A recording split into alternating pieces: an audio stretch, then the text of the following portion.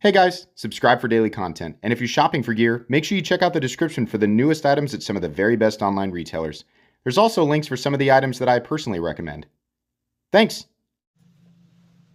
What's going on YouTube? Metal Complex here, and today I've got another interesting knife review / knife overview to share with you guys. This is the Pena X series Lanny clip, which is another awesome modern knife with some traditional aesthetic elements. It's really cool. The Pena X series is really an awesome line. These are production knives, and this particular one is a Crane's Cutlery exclusive. You can see here with this beautiful red fat carbon and Damasteel blade. So these are going to be more expensive than the standard ones. This particular variant is only available at Crane's Cutlery. I'll link it right down below so you can check it out. They do come in a few different colors. If you don't like red, they've got some other things going on. You guys might have remembered that recently I reviewed the larger Texas Trapper. This is also a Crane's Cutlery exclusive. These are very similar. This review is going to be short because it's really very similar to this, Texas Trapper. It's just a little bit shorter. They're about the same price. So if you like the larger one, go with the larger one. If you like the shorter one, go with the shorter one. But yeah, since I've already reviewed that knife in great detail, this one's just gonna be a shorter one. Thanks so much to Crane's Cutlery for loaning this to me for review. It'll go back to them when I'm done. Thanks to my generous patrons who are supporting me. There's a link for Patreon right down below. And please make sure to follow me on Instagram at metal_complex. Let's go ahead and get a measurement of this guy. Like I said, it's a little bit shorter. So overall length coming in at about just shy of 7 1/4. Blade length is definitely over 3 inches. That's something to take note of, about 3 1/8. And then your cutting edge is about 3 inches on the dot. So we already saw size comparison with the Texas Trapper. Let's do just a couple more up against the Ontario Rat Model 1 and the Ontario Rat, what the heck, Model 2. Very similar in overall size to the Ontario Rat Model 2. Similar cutting edge, though I think it's worth pointing out that the even though the angle is making it look identical, the Lanny clip here actually has a little bit more cutting edge. Just a couple more up against the Spyderco Para 3. Definitely very similar in overall length. The Para 3 is a little bit longer. It's it's about a 1/4 inch. It's about a 1/4 inch difference. It just looks more pronounced because of the tilt of the camera.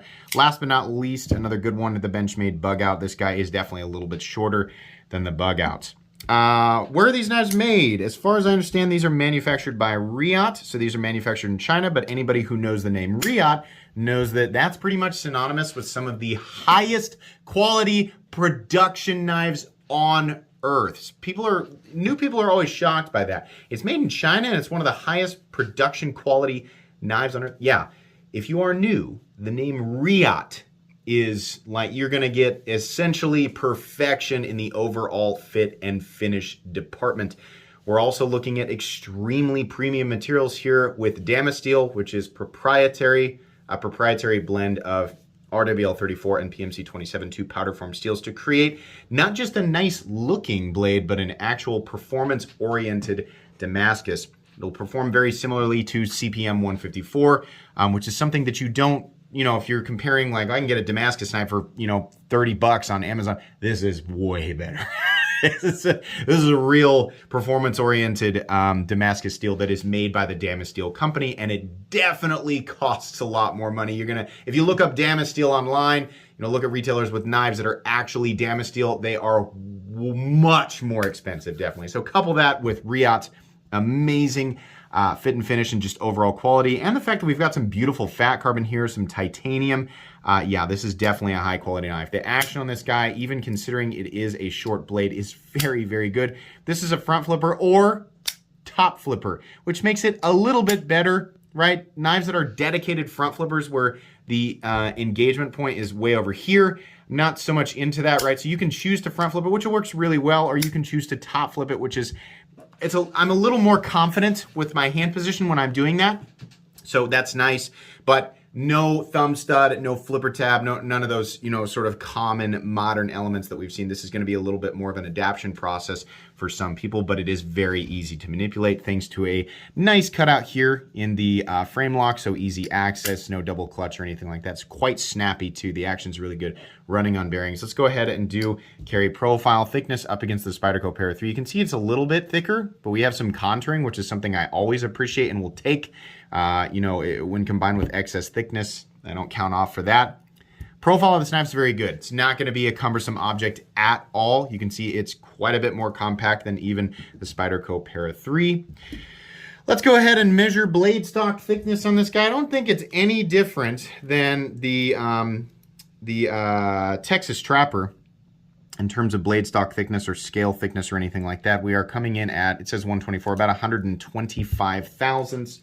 That's fine. We'll go ahead and do a hardware check, get out my tools as per usual. My tools are very inexpensive and very recommendable. You can find them right down in the section of my description that talks about the tools I use on this channel.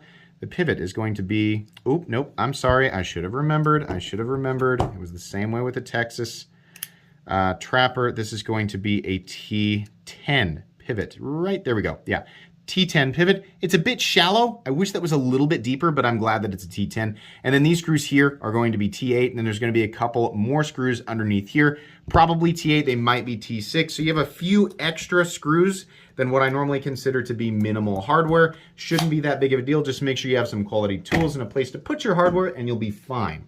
Materials, like I said, we have Damasteel, we have titanium, we have fat carbon, and then back here, I don't know if this is actually copper or if it's just like a bronzy anodized titanium. It doesn't feel incredibly heavy versus like a titanium backspacer. So I'm gonna guess it's titanium, but I could be wrong. I don't have a way of testing that. And my eye's not good enough in my, as far as like what I use to determine what's copper or bronze or titanium in this case, I honestly don't know, but this is really nice. It probably does say on the website, and it's just a detail that I skipped, so sorry about that. Weight is coming in at 3.35 ounces, so very nearly an ounce an inch. It's not perfect, but let's remember this is a pretty compact and lightweight object overall, 3.35 ounce object.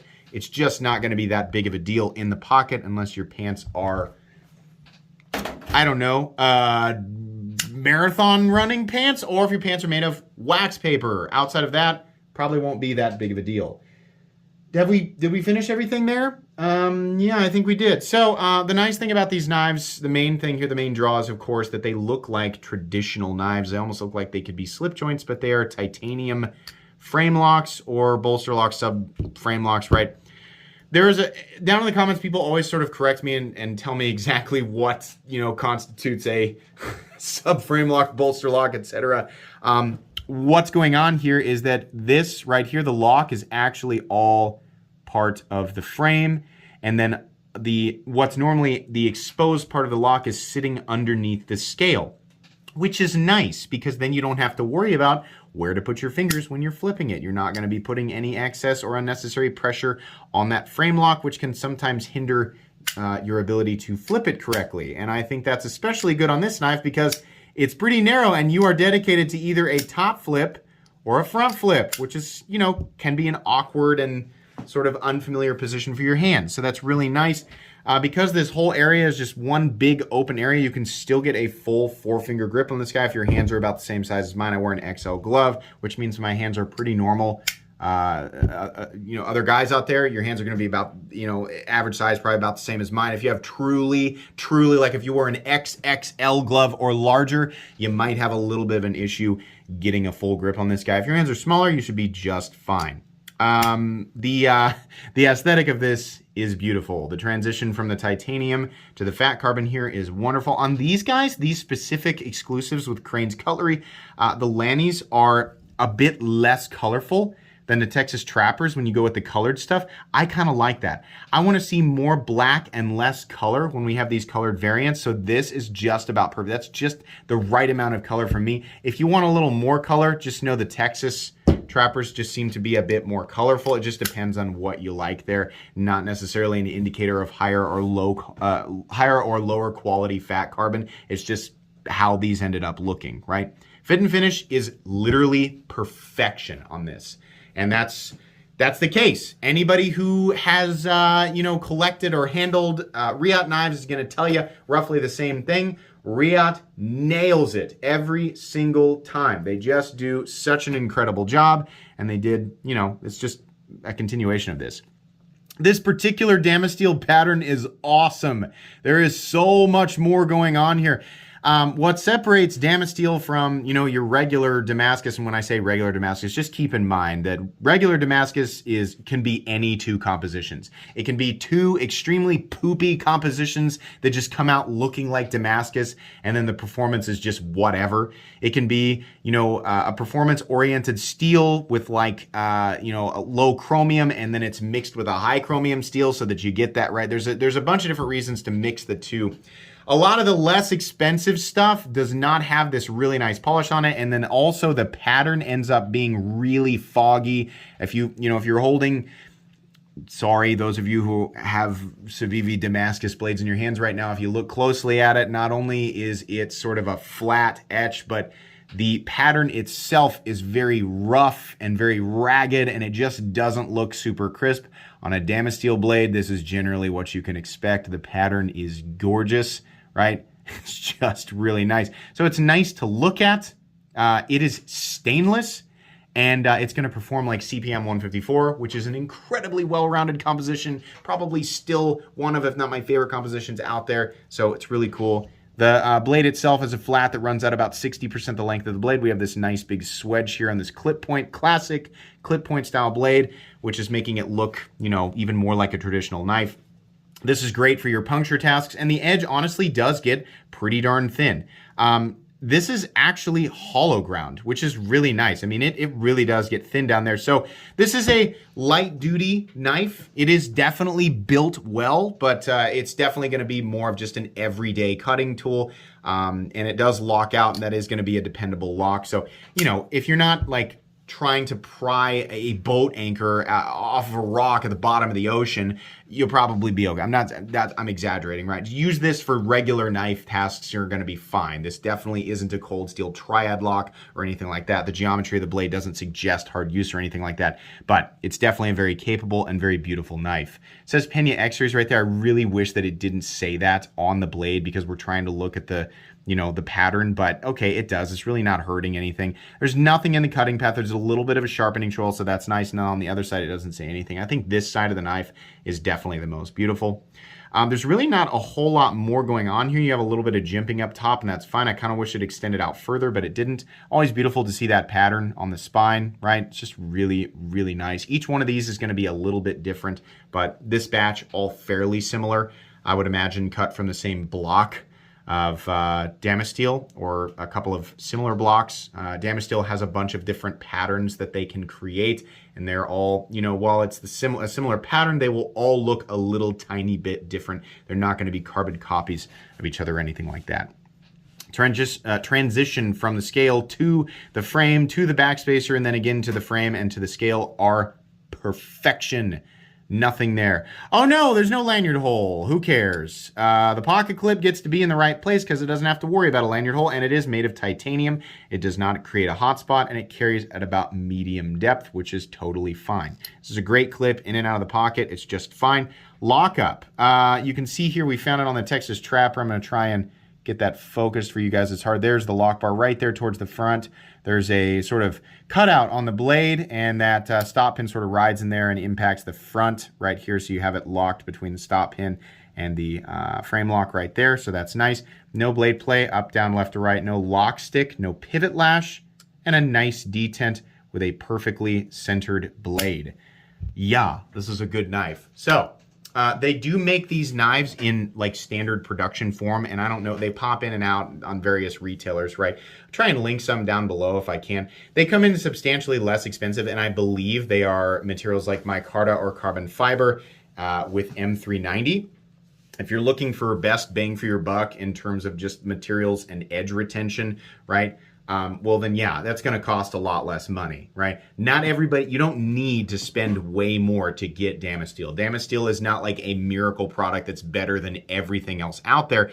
It's just really cool to have something that both looks beautiful and actually performs really well. Depending on who you talk to, let's say this is CPM 154, which it performs nearly identically to.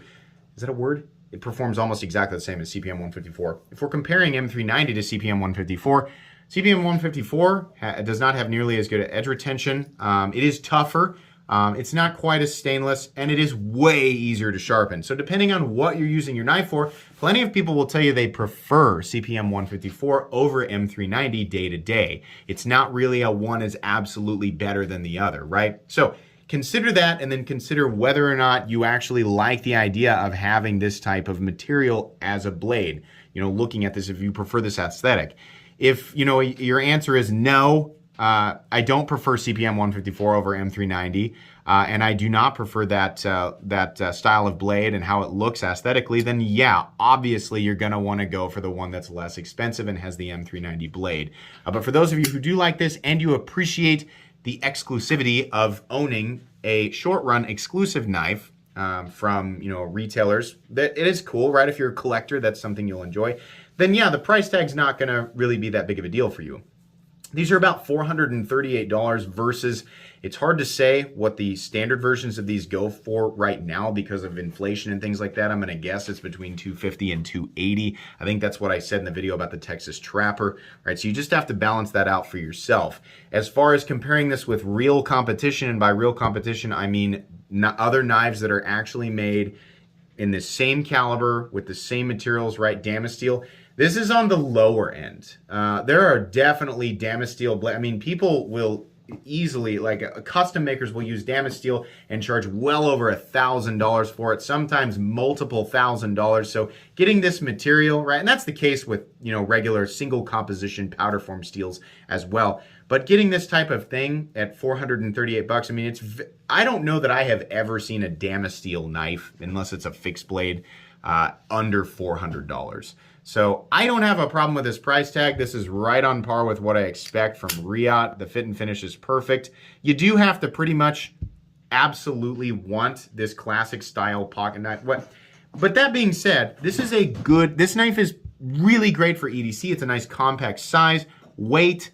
The price is fair, you know, when we're zeroing in on what people want in the different right? If you just want the plain or you want the Damasteel, price is fair in either department. So yeah, I mean, honestly, all things considered, this is a really, really recommendable knife. And same thing with the Texas Trapper. Like I said, it's essentially the same thing. It's just one's a little bit bigger. I'll link them both right down below so you guys can check them out if you want. But yeah, these are absolutely, you know, recommendable knives. And this has pretty much been the consensus. Like I've watched, you know, other people's take on this stuff. And people just seem to really like the Pena X series knives. And yeah, I'm in agreement. These are really great. So that's going to be pretty much it today. Like I said, thank you very much to Crane's Cutlery for loaning these for me to review. I appreciate being able to check them out. You'll be able to check out all that stuff at Crane's Cutlery in the description. Please make sure to follow me on Instagram at metal_complex. If you enjoyed this video, leave a like. If you'd like to check out my other content, I do, of course, have lots of videos of knives that are either expensive or inexpensive that I do or don't like, so check those out. And if you enjoy all my content, go ahead and click on that Metal Complex logo right there and subscribe because there's definitely more coming. Thanks again for watching, everybody, and have a great day.